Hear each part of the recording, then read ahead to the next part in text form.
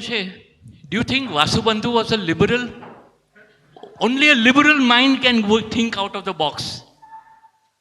Right-wing fascists and left adventurists cannot. Can you repeat that again?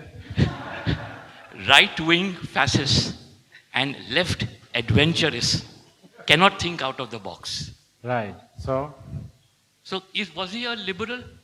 Vasubandhu? Because if I play Vasubandhu and I ask you, was he a liberal? Whichever way you define liberal, because I will ask you first, what is your definition? That is what Vasubandhu would ask. Whatever you define, I will say, those are the dhatus which have conditioned your consciousness to answer this question in this manner.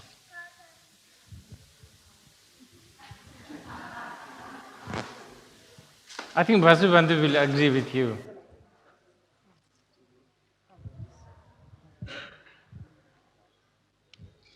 That's it.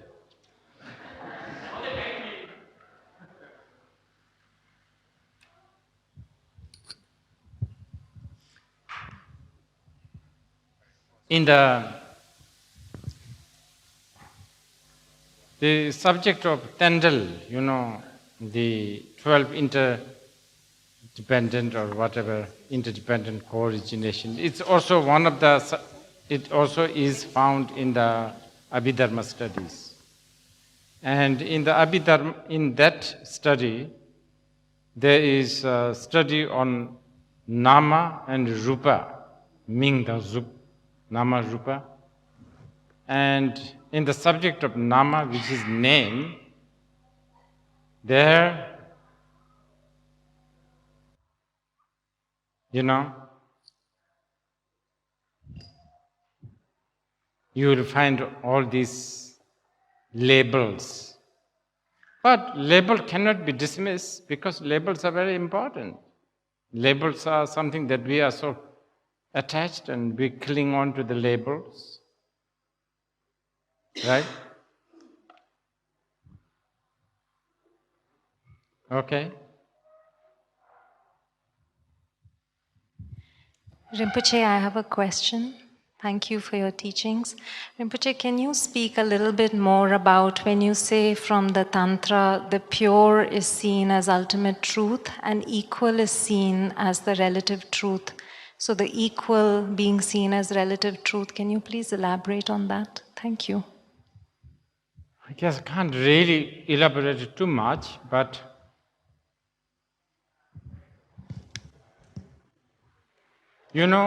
usually ultimate is something that is supposedly uncorruptible.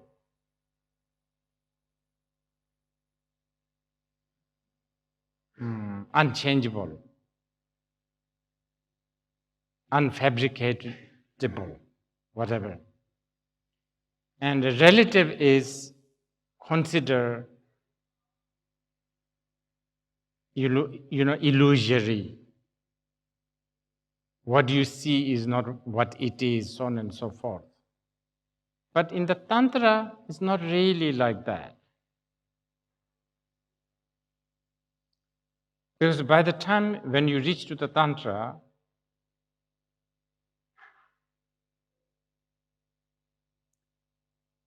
I think this is how they think. The burden of that you should not have the burden of separating, distinguishing between illusory and non-illusory. You should not.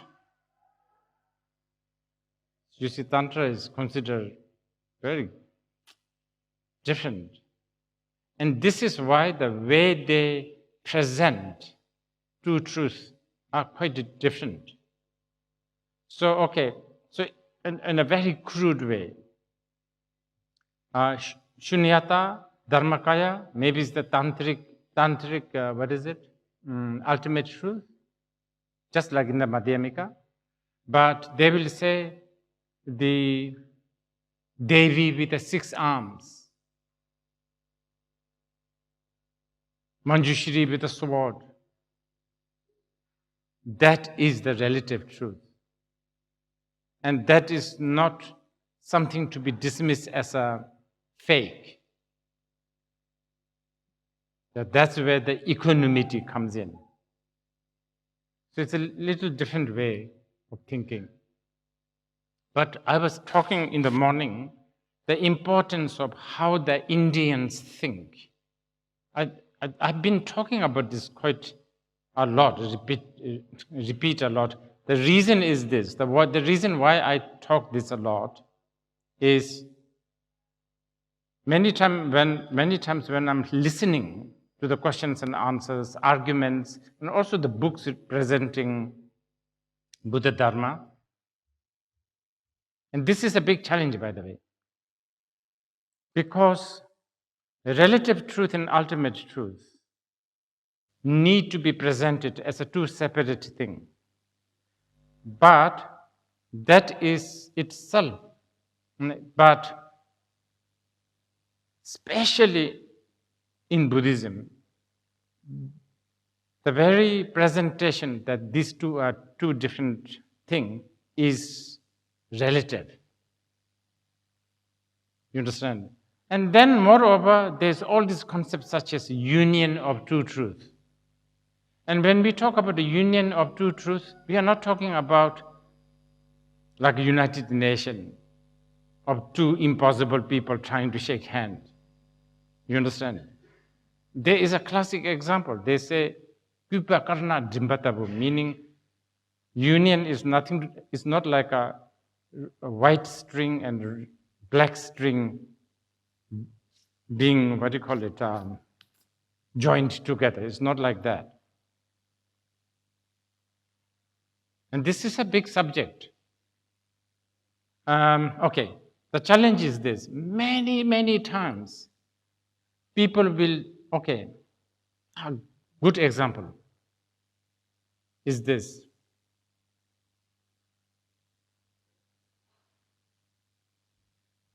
Okay, very fundamental, classic fundamental misunderstanding. Oh, you are a Tibetan Buddhist, so you believe in reincarnation, huh? You have to be really careful. No Buddhists believe in anything, especially if you are talking about anatta. I mean, forget about the Shunyata Dharmakaya business. Even on the anatta level, there is no self to begin with. Who is reincarnating? Right? So, on the ultimate level, none of this. But on the relative level, illusion exists. As I said earlier, just as your head exists on your neck. When the cause and conditions are together,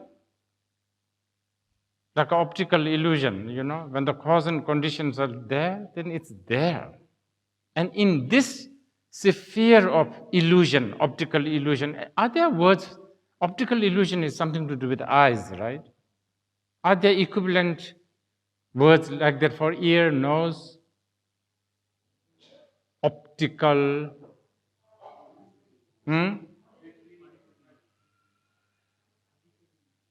Yeah, anyway, I think you got it. Like illusion from with the ear, illusion with the nose, sixth sense. In that sphere, time exists. And this so-called reincarnation is nothing but an extended conversation of time. And you should really take care of this time. Because it's like this, like if you are not somebody who is relaxed and confident upon hearing, you just dreamt, after drinking a poisonous, lotion, then you have the fear, when is this going to effect? I just drank, now I just have to wait. And in the dream, you call 911, and then ambulance arrive, and then all these nurses or emergency people, they come in, they put you on the stretcher, they put you in the car, you reach emergency. All this time exists.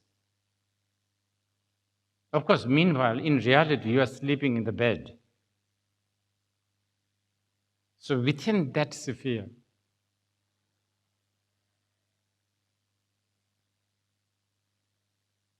and this is another, the time is another big subject of the Abhidharma.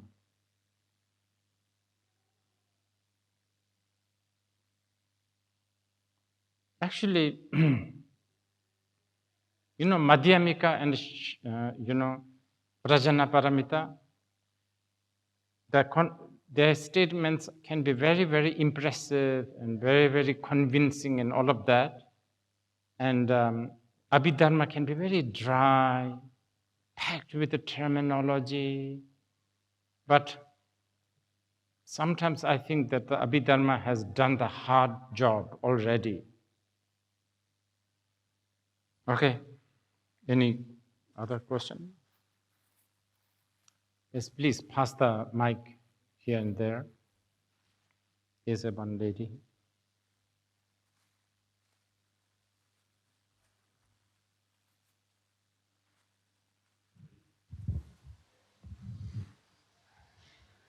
Thank you, Rinpoche. This may be related to the previous question or could be like a rephrasing of the previous question also. You said that, when you were speaking about deconstruction and you said there is, if one presupposes deconstruction, there's a deconstructor and therefore, everything is contaminated by the presence of the deconstructor. But if like in the other schools like Sautrantika and so on, if they say or talk about a view, then it's difficult to conceive of a view without a viewer. And even if there is no deconstructor, now there is a viewer. So there's always the subject is present the moment there is a view. So if it is like a, just to use, like military people say that, the territory is not the map. The actual Himalayas is not like a map of, or a topographical map, or there are different kinds of maps, and every map is a model. So if every view is like a map, is there a territory or is there no territory? That is there is there really like a map is a model between the viewer and the view? Yeah. So the view is like a map, which is created by a geographer or the viewer. Is there an actual territory to be described by all these maps? Probably the Buddhist view is no. And if then that's the case, it becomes very confusing, difficult to wrap the head around. Yeah, well, you see, this is where people like Nagarjuna comes in, and actually Basubandhu also, and his brother Asanga, they come into the picture. Ultimately, what they are saying is there is no viewer independent from the view, and vice versa. And this is the whole non-duality thing. The non-duality. And it's really difficult to talk. Do you know why? Because, again, going back to the example that I gave you, once you have dreamt, you have to talk about awakening. Can you understand the logic? Because right now I don't need to talk to you about, hey, are you awake? Yeah, I don't need to. The whole that business of awaking, we need to talk because you unfortunately dreamt. So this is why it's kind of difficult. But at the same time, when I say, you know what, you have never drank that poison, I am telling the truth. I am telling the truth. And this guts to this truth is really what the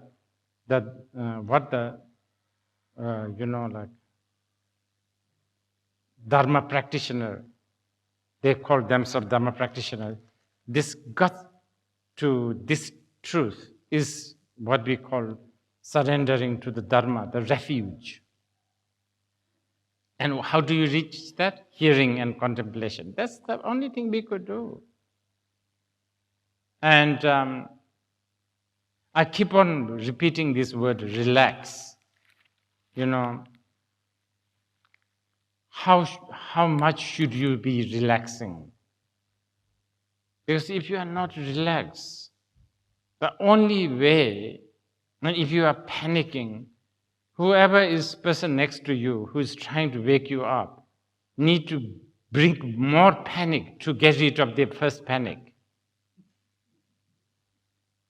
You understand? Of course, a different dosage and different, like taste, but nevertheless, different. And this, again, is included with the subject of, the Srava, and Asarava phenomena that we were talking earlier.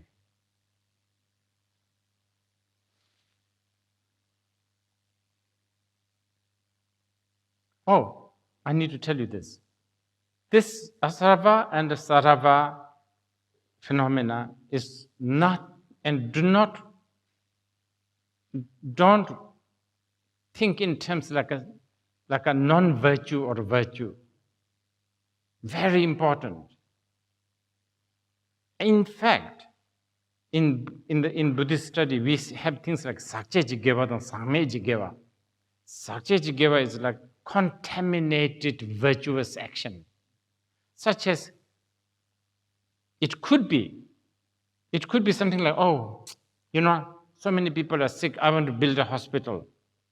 And you build a hospital. That's a contaminated virtuous action. Non-contaminated virtuous action is, okay, I'm building a hospital and this is just an illusion, and that kind of level. So sort of getting closer to the non-virtuous, non-contaminated virtuous action. So I'm sorry to bring always this to the Tantric sadhanas, but since there's a lot of Tantrikas, I guess, this is why I feel kind of confident to bring this. Even in the Tantric sadhanas, there's always that. There's always this kind of, offering flowers, incense, and prostrations, and all that contaminated rituals, fire, blah, blah, blah, all that. And then suddenly, Om Sabhava Shuddha Sarvadharma Sabhava, that kind of, like Shunyata stuff. And then somebody who is even more uncontaminated will say, oh, you still chant Om Sabhava Shuddha? You are still contaminated.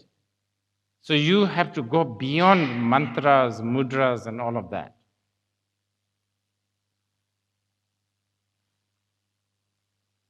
Okay, there's some more, I guess.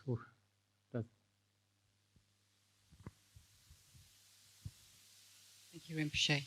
I think you're almost answering the question, but when the person is taking the poison in the dream is one thing, but then anyhow, if I take poison now, it's still the dream? It is, actually. So Yeah. then how do we define... So if you're looking from that bird's eye view, from that point of view, you say, it doesn't matter. You are going to you have drank millions of times before. This is just a small scratch. I'm serious. I'm not there This is a yet. very good question, actually. This is a good question, because this is a question coming from the residual of eternalist or nihilist. Because I'm not saying you are. We are all, actually, we all believe in Armageddon. This is the end, like in Apocalypse, this is the end. If you think in terms of the end or the beginning, we cannot use that analogy of this poison and poison and the dream. But what if I did drink the poison now? What? What if I drank the poison now? What would you do? What will I do? Of course I will call a hospital. Of course I will call a hospital, because I myself, I am victim of another poison who believes, oh my God, she drank poison, I have to save her, let's do something. This is how the skandhas and the saravas, they work. Because you believe, I believe in this 4 plus 4 is 8, you drank poison, that's 2 and 2 put together. Need to be saved, 911, hospital, emergency, all this. I am, right now, I'm doomed with this logic. And I'm sure most of, not just me, I'm sure they will all help. How is it a dream? But don't try. What? But how is it a dream then? Because all is illusion. All the 6 senses are illusory. Oh, I see. That So way. how is it a dream that I've just taken this poison, I don't need your help, and yet at the same time I need your help? Yeah, you are now talking in a, well, how is this dream, right, that you, Well, I think we talked about this during the Bardo teachings, remember? I wasn't. This is what Tantric, I think, the moment you depart from your basic goodness of human being, the Buddha nature, Tathagata Garbha, it's all been a dream. And within the dream, you dream also. Yeah, like you can dream that you are sleeping, right? Mm-hmm. Mm-hmm. That's how it is. It's just, actually, the illusion is marvelous. It's just so incredible.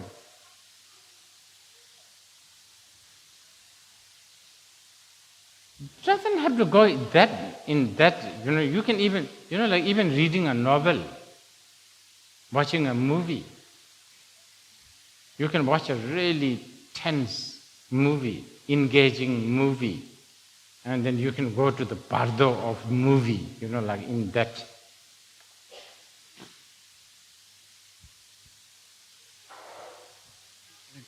Okay? Can I? Excuse me if my question. Yes, please. Excuse me if my question is too broad. What is the connection between Abhidharma and Patanjali Yoga Sutras? Oh, this one you cannot ask me because I have no idea. I only read very little Patanjali. Mm-hmm. It is very, the little that I have read, I feel it's so profound. Mm-hmm. And I'm sure there's a lot of connections because, as I said earlier, Indians, they were all really into truth. Like even, yoga, right? Yoga, one of the definitions of the yoga is balancing. And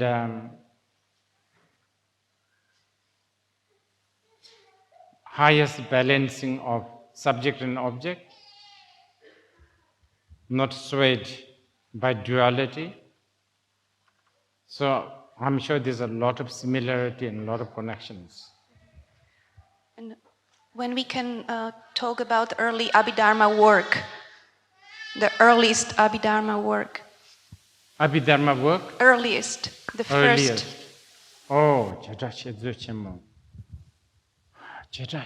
Chimo. I don't know. I need to find the words in Sanskrit. I will bring it tomorrow. Thank you.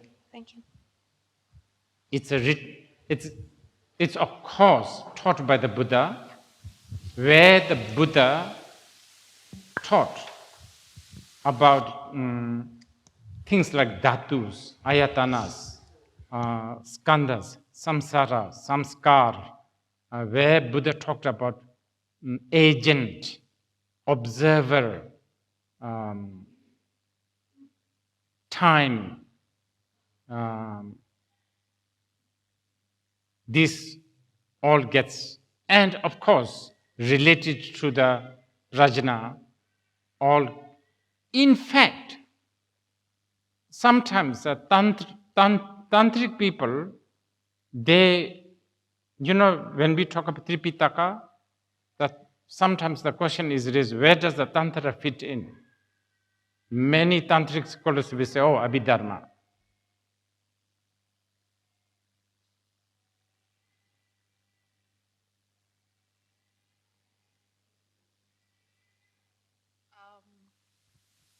When you were talking about neither happiness nor pain, Neutral. neutral, and also not being attached to the neutrality, the thing is, we all have a very strong urge for happiness. If we did not have that urge, we would not pursue the view. We would not pursue the practice. We would not pursue Abhidharma Krishna. So how do we achieve that neutrality when we have to use the happiness to first pursue it?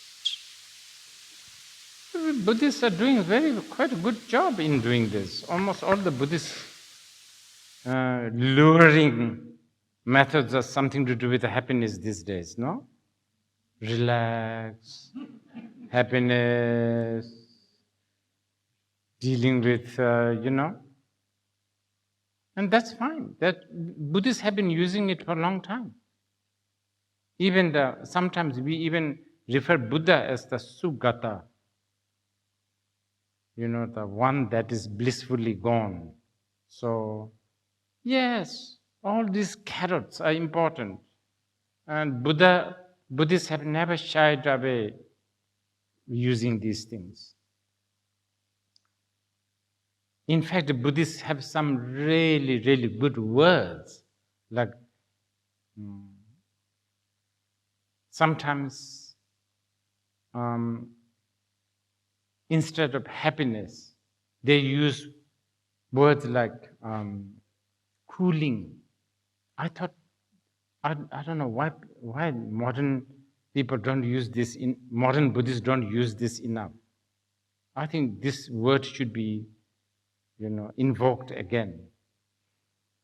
It's something like, it's like when you are in a hot situation and suddenly there's a cool breeze. Yeah, that kind of cooling. So, okay, for instance, when we talk about Shila, discipline, Buddhists love using this word cooling. And Buddhists say, you need to discipline. Discipline is like a cooling factor. It will make you cool, not as in the fashionable cool, but I think that also, basically you will be not a wreck, right? Wreck, nervous wreck. You will not be a constant wreck because you are disciplined. So you are always, temperature is good. So cool. So these words are good. I mean, these vocabularies need to be re-invoked.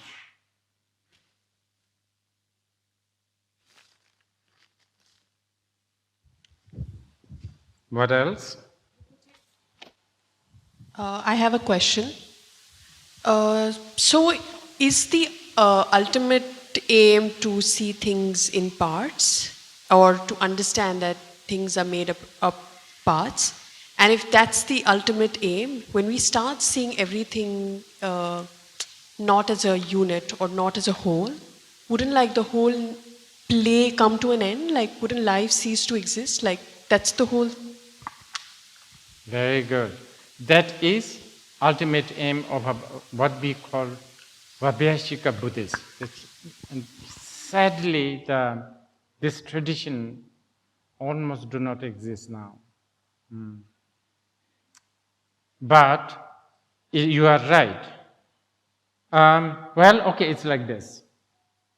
So when a person gets so well habituated to see things in this way, then what will happen is your outlook towards your form, your structure, your values will change. So you may not put your effort, you may not struggle. And this is Not so small, but not so big. Moksha, you know. It's still not the highest. Well, what they are aiming is, because you have become like that, craving for the next hideout. They use the word hideout.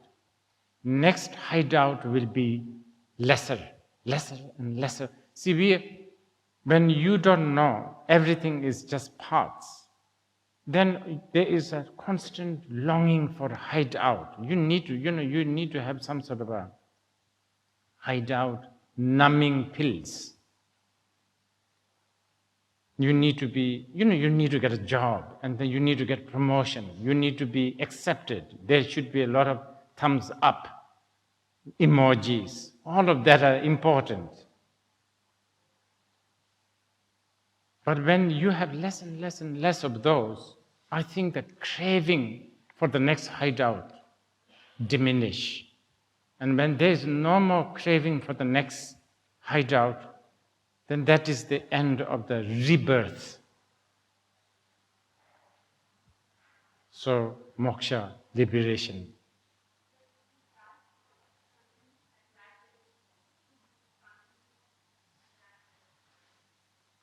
Okay, just a simple answer. Yes, in a different way. It's like you are asking me, it's like if my eyes suddenly transfer to my toes, will I still see things? Yes, you will, but very, very low angle, right? But maybe there's so many beautiful stuff. It's a bit like this. It's a very, very practical, these things are, everything what is discussed in the Abhidharma is really not, in one way, it's nothing mystical, mythological, nothing. It is so blatantly this. It's really altering how you perceive.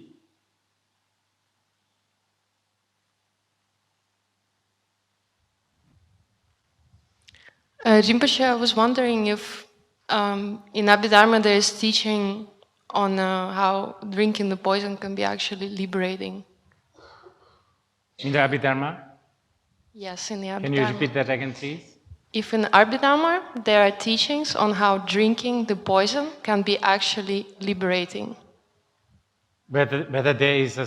Yes, whether it's included in the teaching. Step-by-step stages to liberate? Yeah. Oh yes, very much. So very much. But whether drinking the poison in the dream, that can liberate you.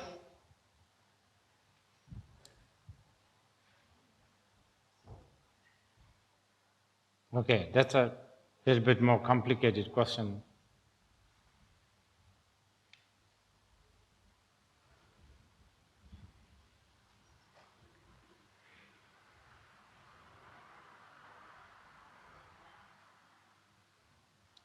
The example, the analogy of drinking the poison comes from the Tantra. Tantra is basically Mahayana, right? And these guys, they believe in something like Tathagata Garbha. Tathagata Garbha is a very exclusive Mahayana term. Okay? So, just to tie up with an analogy, these guys who gives this analogy, they basically what they are asserting is that whether you drank or not in your dream, in reality you are sleeping in the bed peacefully, right? Free from all this drank or not drink. Free. That is the freedom. Now, I think the Vaibhashika people may not have this concept. Okay? But what the Vaibhashika people they have is something quite unique and beautiful. They say that defilement is destroyable. You got it? In other words, what they are saying is you are wakeable. And this is the point that they really invest everything. Beyond that, they don't talk about what is. Yeah, they don't talk. It's just a two different tradition. They don't want to talk about it. And I think, oh yeah, I know why they don't want to talk about it. Because danger of talking like Mahayana and the Tantra is, there's one danger. And danger is this seemingly like a Tathagata Garbha, they resonate a lot with self.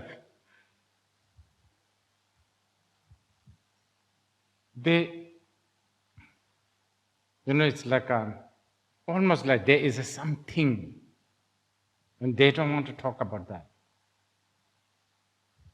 Because they are very anatta people. And I respect this. I respect that because when everybody is doomed by the self-clinging, why should they hear about, seemingly there's a something. So it needs a lot of explanation. But to be fair with the Mahayana and all of that, their Tathagata Garbha is not at all similar to self.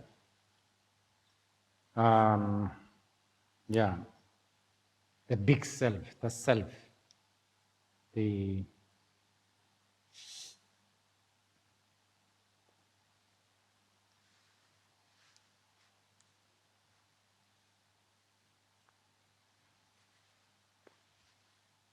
Rinpoche, for your very precious and kind teachings.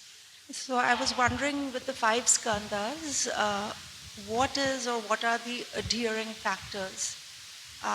What are the adhering factors if there are 5? In the example that you gave earlier of the flock of birds, it seems to me that it appears to be a unit because of certain conditions, certain amount of space between them, they're synchronized in their flying. But if there were more space between them or they became suddenly asynchronized, then the illusion of the flock of birds being a unit would break. So there's something that's holding the illusion together. So for the 5 skandhas, what is it? What is the glue that kind of holds them together and doesn't allow for us to see them separately? Very important question. This is where the idea of self comes in. And then you will have this illusion that this thing is holding it together. And it's not just that.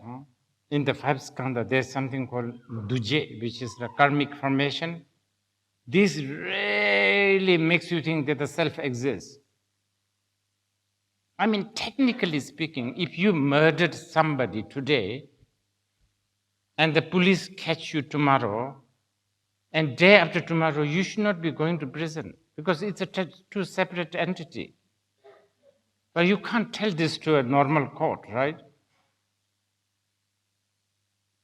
Because the world sort of exists, you are the same person. So this illusory that this is me is what is keeping together the 5 aggregate. And it is these teachings. So, this is important question because it is this question, answering this question is, you can say, broadly speaking, the genesis of the 3 yanas. You can almost say that. Because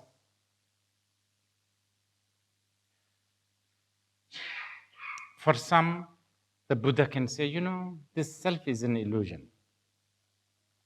For others who can chew more, well, even the 5 aggregates is illusion. Then for someone who can really chew more, even the moksha is an illusion. So you give a bigger dosage. So, the self. But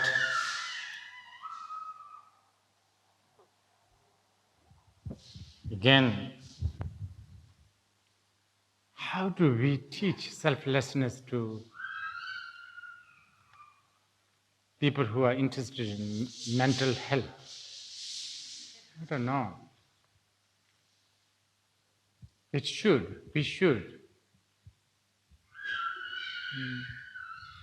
Because the moment you have self-clinging,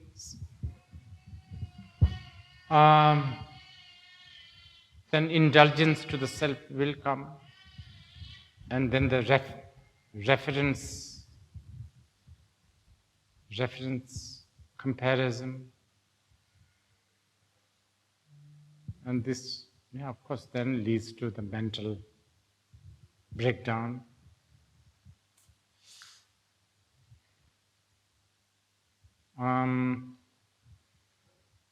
It should be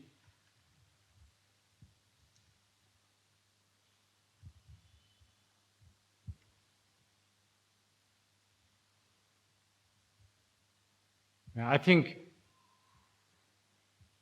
all this information you are hearing is really the information about, we are really touching some fragmented elements of the vipassana, sort of why vipassana works, how vipassana works. For instance, when we do vipassana, there's always a conversation about you should sit straight. Why? And you should breathe this way and that way. But why? I think the learning of skandhas, dhatus, and ayatanas really cement the theory and therefore the practice of the vipassana. Okay. Any question more? Rinpoche, I have a question. Can you please elaborate on, mind is, there are so many processes and so many aspects of mind. But why is it that when we talk about the 5 skandhas, Buddha is, when it comes to mind, only certain things are highlighted, like feeling, perception, the volitions, and consciousness. So, is there any reason for this? I mean, what's the logic from the point of view of practice? Why these processes alone are so significant from the point of view of practice? So can you please throw some light on this? I don't know about enlightening, but I can say, and this is coming from a bit of a Mahayana chauvinism, I have to say. Well, mind is a very big subject, right, Sam? What is mind in Sanskrit? Chitta? Chitta? Yeah. How do you translate that? Mind. Not as mind, but what does the word chitta, what does it give you? What does it give you? I mean, etymologically, it is also something which is cognizing, but also something which is accumulated as well, in terms of making difference between chitta, manas, and vijnana. Okay. It's a big subject. Right. Well, according to the Mahayana people, that's what I'm saying, the Mahayana, they're saying that so I'm dramatizing this a little bit. So when the Buddha is asked about mind, when the conversation regarding the mind happens, Buddha makes a statement. This statement is found in several different sutras, mainly Mahayana sutras. And it has 3 parts, semla, sem machite, sem jiranjini, salvavo. Well, I'm only reading in Tibetan. Maybe you can find one in Sanskrit tomorrow. Yeah, somebody. semla, sem machite, sem jiranjini vesalvao. So in these 3 sentences, he makes 2 contradictions, which is very, very important. This is another important about how the Indians talk. Indians, they have to contradict. They have to. It's like, I don't know whether you have ever realized, I don't know, maybe you don't because you just immersed into it.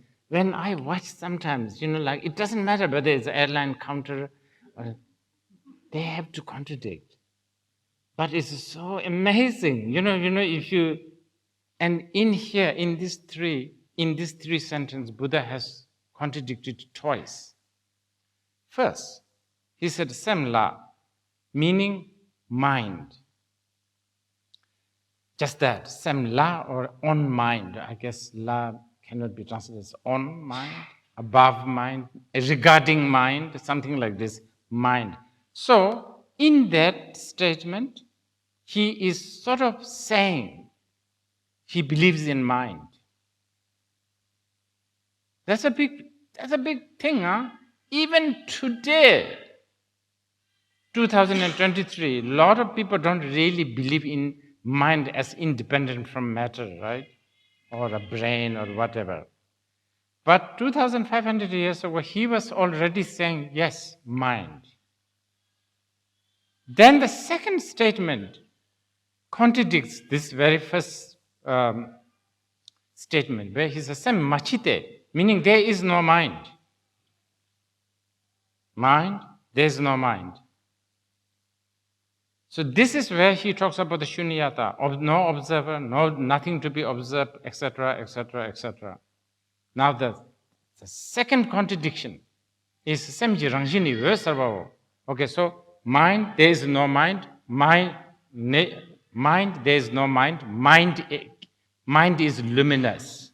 So back to having something like a mind, but instead of saying mind only, he says mind is luminous. So this is why in Mahayana they talk so much about self-awareness. Now this is, of course, this is a big subject. According to Buddhists, especially in the Mahayana and the Tantra, there is a cognizance that is there without needing a subject and object.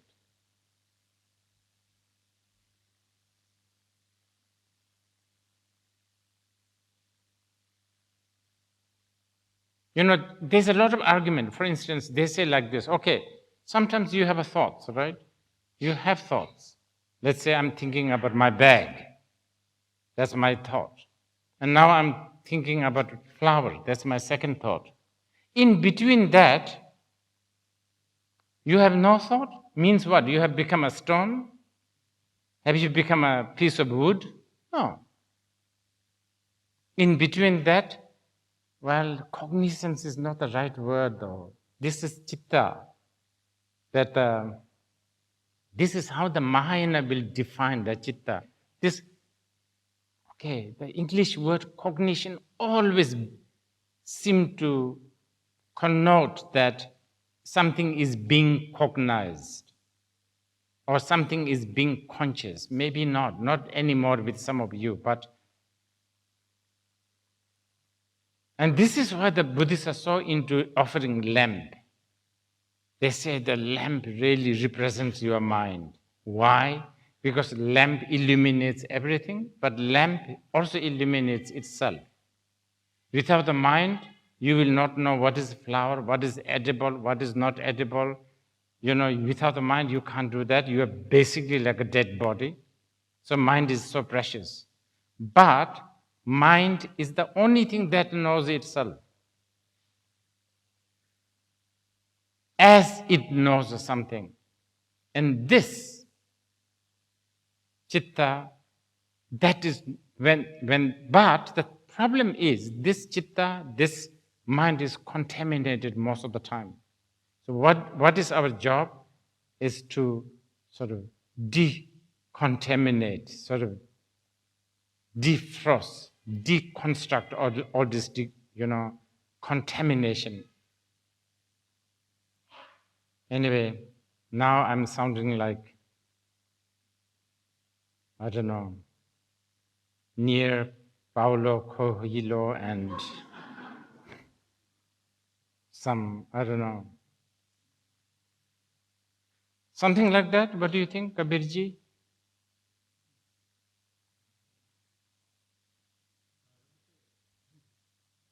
Are you disagreeing with me? I don't believe you are a good Oxford liberal. Okay. You said something earlier, it was interesting, that your father, when I asked his father, had dissuaded you from studying Abhidharma. And the pramana and all of that. So I'm just wondering why that was the case. Is it that, certain teachings are given for scholars, certain for yogis, Abhidharma is just a skillful means for maybe one or two yogis? What's going on? It's obviously amazing material which was useful for all. Of course, yes. Wow, that's a big question. I think it's like this. When a yogi practice, and then they really begin to destroy. Actually, not only my father, there's another master called Nyoshul Khenpo. When we receive the teachings on things like Mahamudra and Mahasandhi, he doesn't have much voice, by the way, and he gets tired very, very easily. So, he has to whisper all the time. And many times he teaches us in sign. Some of the, like easy questions, he will always do some sign, which we have to read and thinking, okay, so this is what he meant. One very, very favorite sign that he makes, every time we ask questions, he would do like this. It means you are in the casket of theory. Casket. So the theory obscures.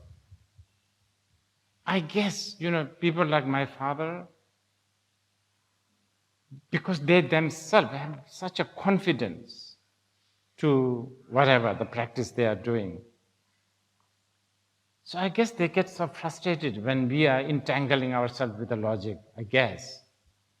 And also, he has to do his fatherly thing, right? Always have to correct. Isn't that what fathers do?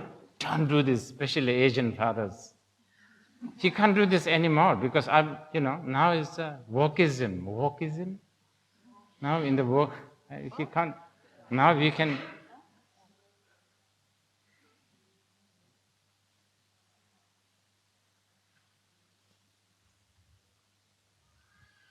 I think that's what it is. But you see, the danger with that is also blind devotion. So it's a really difficult. The war between practitioner and we call it in Tibetan, we call it Shedra and Dubda. Shedra is what? Learning center. Shedra, right? Learning center, and Dubda is meditation center. The war between Shedra and Dubda has been, for centuries, they fought. The Shedra people, if you don't have a hearing and contemplation, it's a bit like climbing the mountain without hand. And then the practitioners will say, you guys make 1,000 hand, and if you don't climb, it is just a baggage. Stuff like that. It goes on.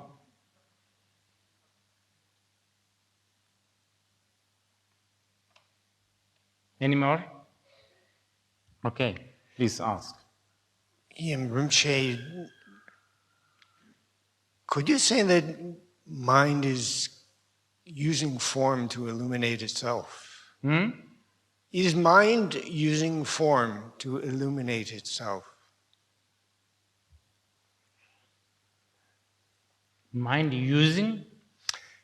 There is this conundrum of trying to recognize mind. And so what are the tools that we use to recognize mind? They are all in the form. So is this, I have a sympathy with you. That's all I can say. I have a sympathy with you. Really, that's my answer for you. I have. It feels like that, isn't it? But if you think about it, this self-awareness, among, there are few things that Indians have come up with. Shunyata, non-duality. Along these, there's one thing that also Indians have come up with, self-awareness. That's a brilliant finding, I'm telling you. Oh my goodness. How did they even thought about that? Brilliant. Self-awareness. That is the liberation at its most highest. And it's there all the time. Self-awareness.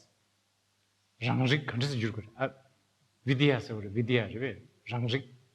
Can check this. Sani cheshwa. Rangrik. What is it, Atisha? Rangrik? In Sanskrit, Pali? Self-awareness. Can you send it to me? Yeah. Can you write it in later? Yeah. Tomorrow we are actually going to discuss this, I think. The power of them. Right now, okay, let's say mind is this big. Mind is this big. Right now, you and I are using like this much. That also knowing other things. And I've already told you, every time you know, whatever you are knowing also is shifting. Remember skandhas? Everything what I've told you? So you just have a vague idea. It's like the moonlight, right? How old is the moonlight? 4,000 years old or something, right? It's a bit like that. It's really, really pathetic. So sad, But we just have to do with it for now. The big part of the mind, you are not even using it. And that's a rangrik. I guess when you have that, you feel like, well, according to these yogis, like Nyushul Khenpo, they said, let's imagine that you are bound whole morning with a rope. And suddenly somebody came with a blade and cut one or two, wine, bound. Little bit of breathing room. I think that's what happens. Sort of, couldn't carelessness. Because it's gone anyway. It's shifted. Anyway, I think we managed to not fall asleep for 1 hour, no? So, is there some performance? Shall we take a break? We take a break, and then I think we will be looking forward to our performance. Okay, thank you.